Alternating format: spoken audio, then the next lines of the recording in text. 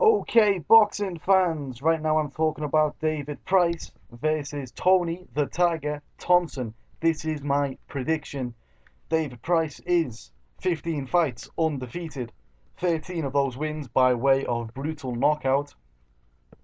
Notable victories against Sam Sexton, John McDermott, and Audley Harrison, while Tony Thompson is 36 wins, 24 of which by way of knockout, to only 3 defeats, 2 of which by way of brutal knockout.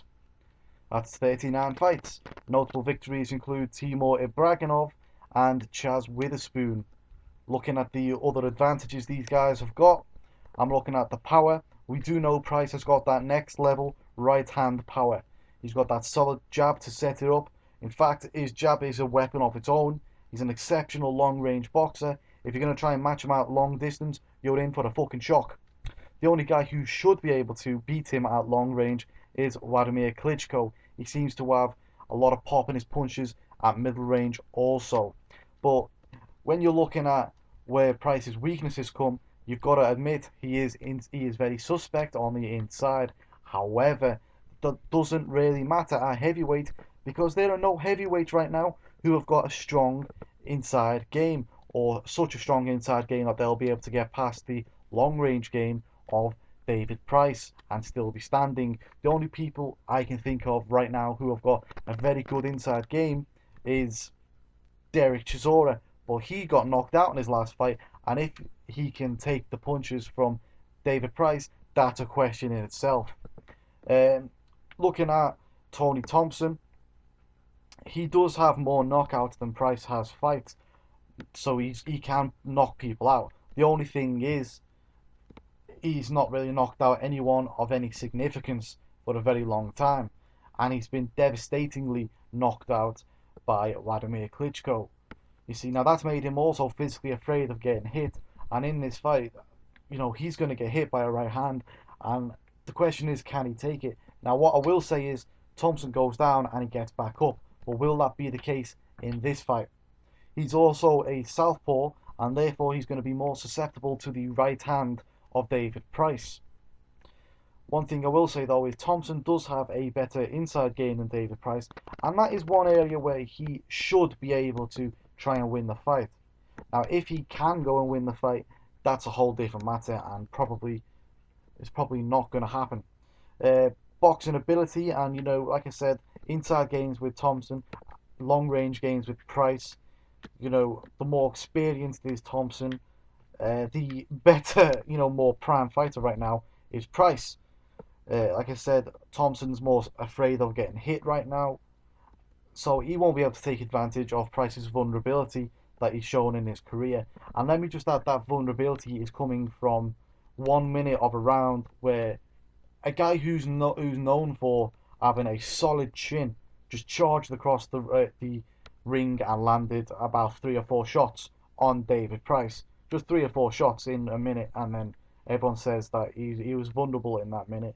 So I think people are taking a bit too much out of that. My thoughts on that is, because no one wanted the Sam Sexton fight, Price was past the Sam Sexton fight. The fact that any success that not Sam Sexton, Skelton fight, any success that Skelton had in that Skelton fight was always going to be bad for Price. People are always going to look and go, "Oh, he's had some success. He shouldn't have had any success." Nothing would have ever have been, good enough in that fight. A round one knockout, no one punch landed. Price knocks him clean out. That was the only way that Price would have come out of that still smelling of roses. The fact that it landed, it went 2 rounds. You see, people are going to say, he looked exposed in that first round.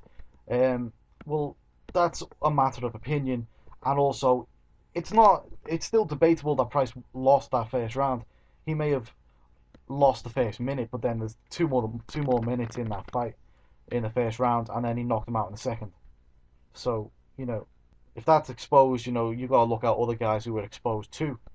People like Hellenius, who've lost fights and robbed them on the cards. Now that's exposed. If exposed is winning the fight and knocking him out in 2 rounds, then more power to you. I mean, Price has got a great career ahead of him if that's the height of his exposedness.